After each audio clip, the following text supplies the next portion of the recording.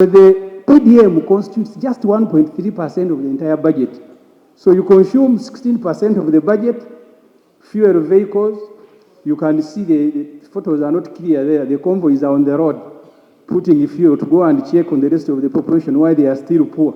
The ones that take 1% of the budget and you take 16%.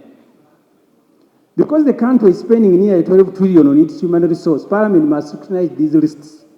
These books here contain lists of all the staff for government entities. We have a duty to scrutinize them and report on them, which the majority committee did not do. That's why they want to restrict me to figures. But these budget papers have wages, names, lists.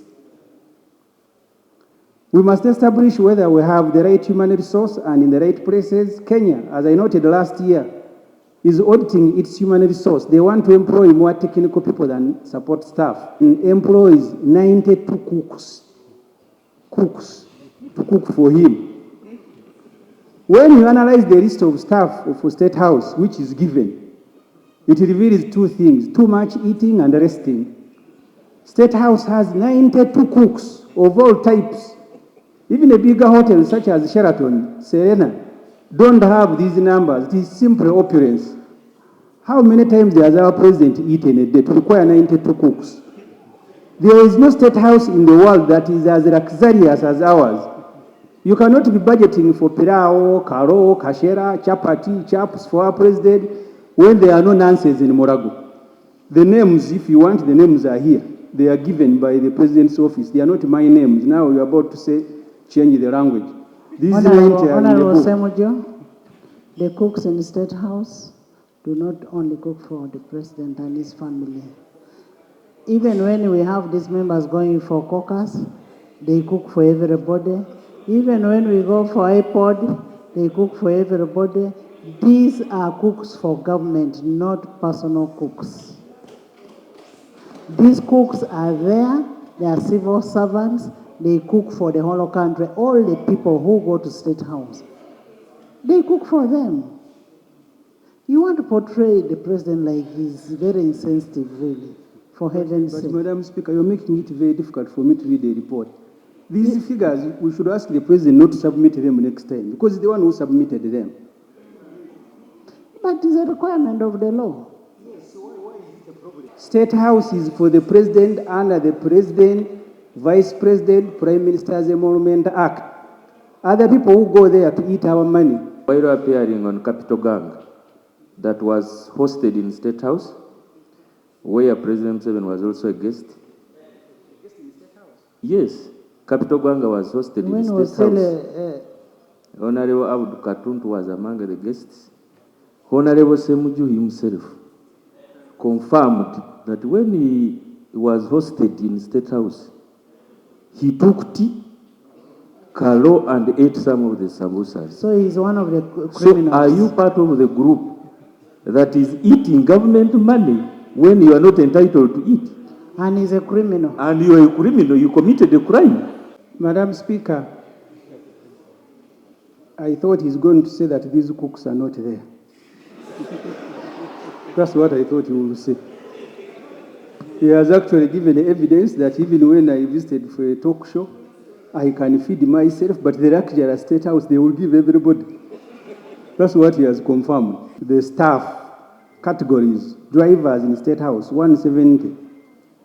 Gardeners, 87. Cleaners, 82. Waiters and waitresses, 77. Cooks, 59. Housekeepers, 31. Mechanics, 30. Chefs, 15. Motor vehicle attendants, 15. Room attendants, 15. Police officers, 12. Catering officers, 11. Stewards, 11. I don't want colleagues to lose the point I am making. I am showing you the allocation of the budget. 27, debt servicing. 12 trillion we are spending on ourselves.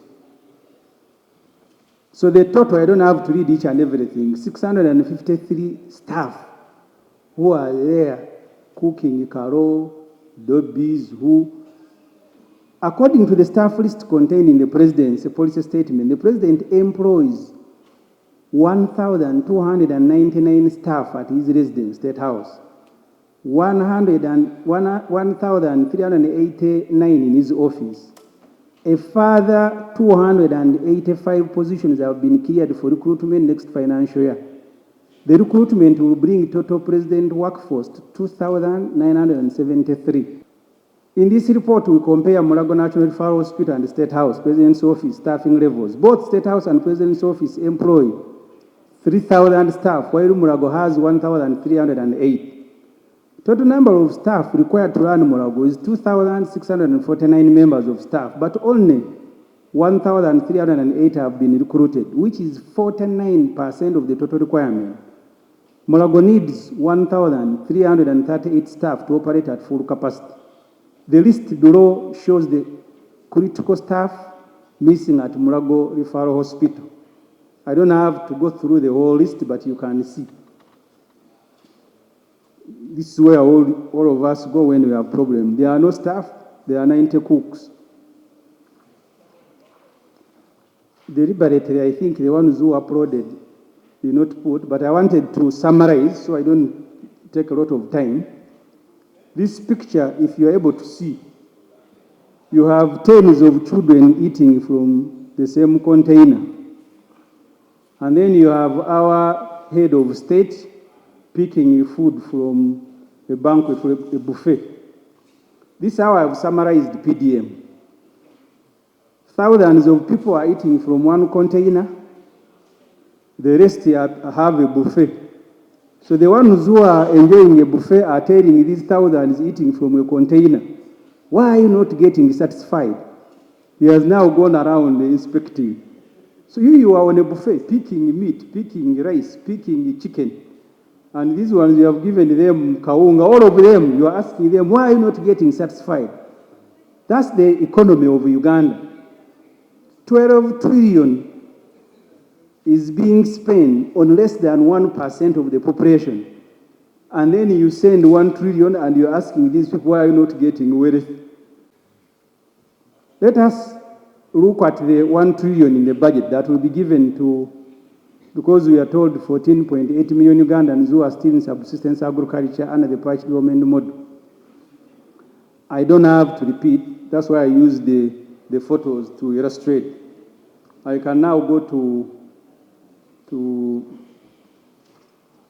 page 30. I'm about to finish.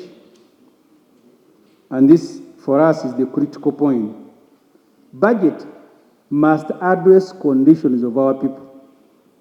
Our proposal to restructure the budget to address the socio-economic situation in the country, let us look at that situation that we are saying must be addressed.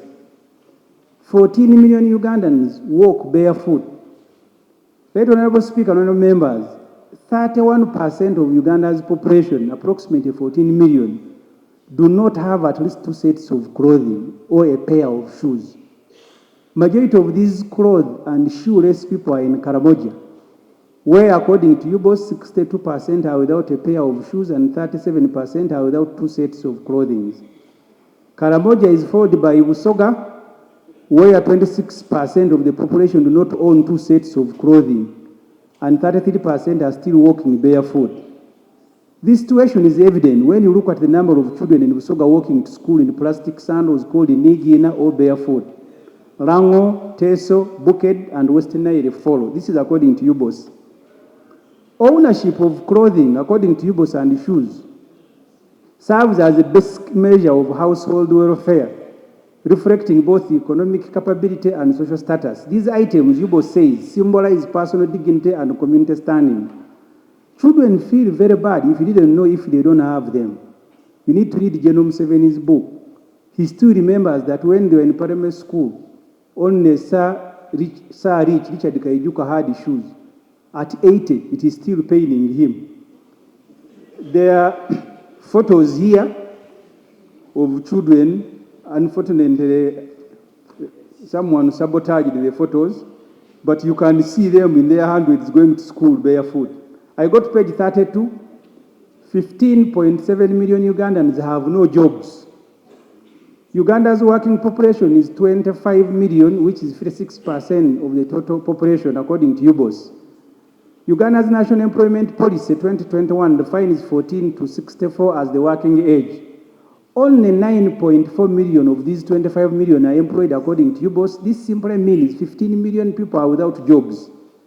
General Tibohabu on Labour Day stated that 1.4 million people are working in factories, 3.6 million in agriculture, 5 million in service, 46,000 in ICT, 408 in public service. Of course, President Museveni figures are exaggerated because the Auditor General, after head count, quoted 396,000 as the number of public service figure. The National Bureau of Statistics on page 162 of the census surprisingly records 13% of the working age as the number of the unemployed.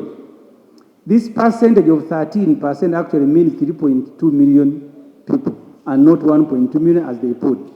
Whichever figure you take, unemployment in the country is high, but even those reported to be working in factories are paid peanuts and are working under very harsh conditions. Among the youth aged 10 to 30, numbering 10 million, only 1.6 million are without jobs. That's why younger people are restless. The solution cannot be abduction, court-martial, and prison. The solution is to look for jobs for them. Million Ugandans own bank accounts. We are told we are being moved into money economy. Maybe they will put us on trucks and drive us there. Only 2.7 million own bank accounts. On page 171 of the census report, UBOS reveals that only 2.7 million Ugandans own bank accounts. The bank account ownership gives a fairer picture of who really is working and is in money economy. Both government and private sector pay through banks and are required by law to remit workers' savings to NSSF or various pension schemes. If only 2.7 million people, which is 10% of the working age, own bank accounts, it means many Ugandans are casual laborers. Bank of Uganda, in a 2022 financial capability survey, found out that 49% of Ugandan employees are paid 150,000 and below. Those paid between 250 and 150 are just 33%. People who are paid $500,000, between $500,000 and 250 are 11.1. Those who are paid between $500,000 and $1 million are 5.7.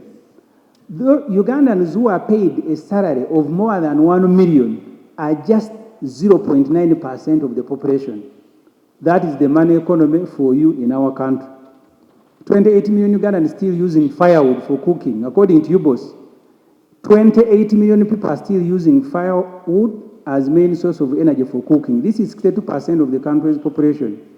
This affects the environment adversely and a source of ill health. 89% of the population is using firewood and charcoal. In Karamoja, 56% are still cooking in open space. The chair who presented the report said this is the best budget. Of the 10 million households, only 25 are using electricity for lighting and 28 are using solar.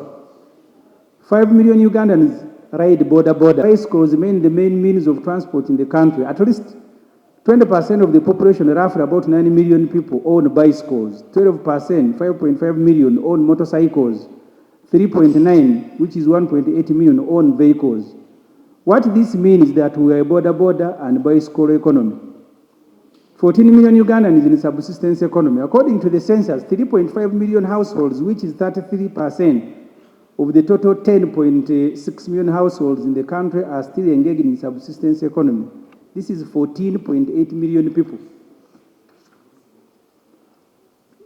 Just 2 pages, and I finish the rest are just annexes. According to UBOS, 62% of the entire population is in agriculture.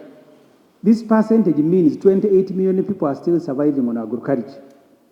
5.6 million families share a room each, have no toilet. According to the census, there are 10.6 million households in Uganda. The average size of a household is 4.2 persons. According to the census, 53% of the households in the country sleep, 4 people sleep in one room. In Karamoja, it is even worse. It is 70% of the households that are sleeping in one room dwelling. So families have one room, that's where they sleep.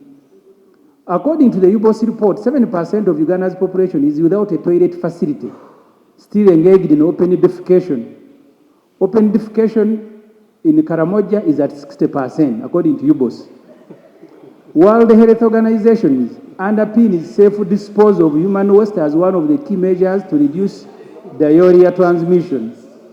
Only 4.7 million households had improved sanitation facilities. As many as 6.5 million households are still using firewood. 20 million Ugandans food insecure. The Bureau of Statistics on page 356 of their report notes that 20 million Ugandans are moderately or severely food insecure. This is 4 people in every 10, representing 46% of the entire population. Again, Karamoja is worst hit, with 63% of the population suffering from food insecurity. It is followed by Teso. The chair of the committee is from Teso, the vice is from Karamoja. It is followed by Teso at 50% and Buked also at 50%. And it's not very difficult to find. On page 332, UBOS reports that 98% of the country is still relying on rainwater for agriculture production. Irrigation is being undertaken only at 4%. Mind you, 62% of Uganda's population, or 20 million, are engaged and survive on agriculture. There was a proposal last year to buy and roll out 300 tractors to boost agriculture production. Mr. Museveni ordered this parliament to remove money for tractors. It had allocated last year, and you remember who we gave it to, Magora. The amount required for these tractors, 300 billion. The vice chair here was very happy that this is the best budget. You want 300 billion for tractors, they have provided 25. Very good budget. Last year, Parliament had also allocated 60 billion to complete construction of health centers. The list you still have it. President Museveni forced Parliament to instead allocate this money, as I said, to Magora. He has now restored only 25 billion. You have, they can buy a regional referral hospital. No window, nothing. Almost 95% completed. You can't find money to complete it. And then you come here and say this is the best budget. For you, from Mubari, if it is the best, I thank you. We are opposed to the approval of the 72.376 trillion 2025-2026 annual budget unless it is restructured as we propose to address the socio-economic challenges our country is facing. Honorable Speaker and members, even if the allocations in the budget were to address the socio-economic challenges, financing the budget through reckless borrowing will cause the country even more pain. To finance this budget, the NRM government wants to borrow 32.075 trillion because taxes, non-tax revenue and grants will only generate 40 trillion. The NRM government will then splash the taxes collected and borrowed money on luxury and distribute a big portion of it to President Museveni's friends. Moreover, the Constitution and Public Finance Management Act were not followed in preparation of this budget. I want to start with the sources of funds for the budget. The government intends to raise 34.051 trillion from taxes. This represents 47% of the total budget requirements. The government will also raise 3.246 trillion from non-tax sources, representing 4.4% of the total requirement. The taxes and fees correction together will give us 51.5% of the total amount of money we require to finance the budget. Our budget will also be financed by grants worth 2.745 trillion, which is 3.7 of our financial requirement. The rest, as I said earlier, 32.07 trillion, which is 44.3%, will be borrowed from foreign and domestic financial institutions. This is the fiscal deficit we face as a country. Madam Speaker, I have provided the table. I don't see it on the screen. I hope it can be summarizing what I have said. Tax correction is projected at 47%. Domestic borrowing, 21 trillion, 29.5%. External borrowing, 10.6 trillion, which is 14.7, and grants, 2.7 trillion, which is 3.7, and then non-tax revenue of 3.2, which is 4.4. Who will lend us the 34 trillion? Minister of Finance on page 19 of the medium-term debt management strategy is warning Parliament that because of past global recessions, concessional lending has drastically reduced. Creditors are now focused on sustaining their own economies. The biggest borrowing, 68% therefore, will be from domestic commercial banks and several other funds. Only 32% of the borrowing will be from institutions such as World Bank, IMF, ADB, and other international funds. Only 9% of the loans to be procured for budget will be on concessional terms. Only 9%. 6% at semi-concessional and 16.7% at non-concessional and commercial terms. This government committed to restrict non-concessional commercial loans to financing infrastructure and self-financing projects through on-rent agreements that have the capacity of generating non-tax revenue to enable debt repayment. It is now contracting non-concessional loans to fund recurrent expenditure. Remember, last financial year, the loan of $789 million in 2023. Overborrowing from commercial banks is crowding out the private sector and is increasing interest payment almost beyond our reach. This financial year, we are paying 9.4 trillion in interest, not 9.4%. It's 9.4 trillion in interest to commercial banks, mainly, and 1.8 trillion interest to foreign lenders. In the next budget, interest payment will consume, it is now 11 trillion.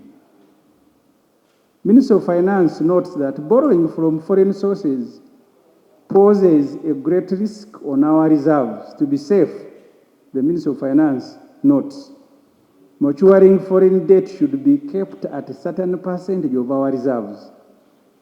Right Honourable Speaker and honourable members, reflect on the debt burden you are creating before you say aye to the budget. That's why a report on public debt, grants, guarantees, and other financial liabilities is and was tabled together with the budget. Approving the budget means you have given the government a green light to borrow 32 trillion to finance next year's budget. You have in a way lost the right to complain when the Honourable Musasi begins to vent on traffic loan requests to Parliament. Minister of Finance itself on page 8 of the medium-term debt management strategy is complaining against expenditure requirements, against realistic revenue projections, which is raising the fiscal deficit and leading to more borrowing. The medium-term debt management strategy was also presented to this House. Interest charged on the money we are borrowing has significantly risen, and our currency continues to depreciate. This, Finance is reporting, has increased the borrowing costs and worsened Uganda's debt burden amidst reduced foreign exchange reserves. Madam Speaker, I want my tables to be screened because I need to make some explanations.